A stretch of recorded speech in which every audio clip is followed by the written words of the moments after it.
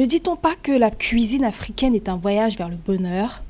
C'est précisément ce que le chef Christian Abégan, maître de la gastronomie afro-caribéenne, nous invite à découvrir à travers l'arche culinaire africaine.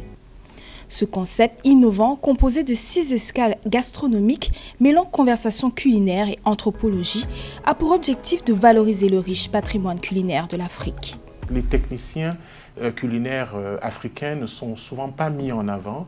On ne les connaît pas, on ne les rencontre donc pas, alors qu'ils ont la place sur toute la chaîne des valeurs. Ils sont du bord champ à l'assiette. C'est vers eux que vont la capacité de créer. Donc, moi, c'était vraiment ce plaidoyer, ce manifeste de pouvoir rassembler et montrer ce que ces jeunes et ce que ces chefs sont capables de montrer, de faire.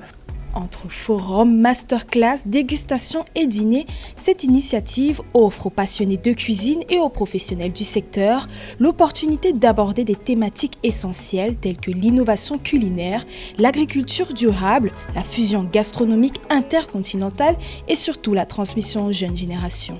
Aux horizons de 2030, on n'a pas assez de nourriture pour nourrir la planète. Il est nécessaire de repartir vers les souches de produits qui sont bons pour le sol, bons pour la santé. Donc c'est très important d'amener ces questions, ces conversations anthropologiques et des discussions de savoir comment est-ce que les gens cuisinaient, qu'est-ce qu'ils consommaient avant, et surtout pour passer sur les générations futures et s'adapter à une forme de gastronomie qui est nouvelle, qui est très actuelle et que le monde doit découvrir sur le continent africain.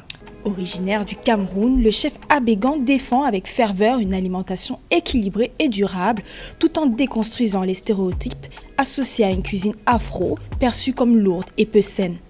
Il milite ainsi pour une véritable sécurité alimentaire. Il faut consommer les aliments nutritifs pour pouvoir avoir tous les apports de la journée. Quand on va manger un sandwich et qu'on a faim tout de suite après, c'est qu'il manque les éléments nutritifs parce que le produit a souvent été transformé. Il faut aussi penser qu'à la suralimentation qui amène des problèmes de santé et d'obésité. Donc vous avez certains organismes qui ne fabriquent pas d'enzymes pour digérer, d'où tous ces problèmes que nous pouvons avoir sur la digestion donc en Afrique.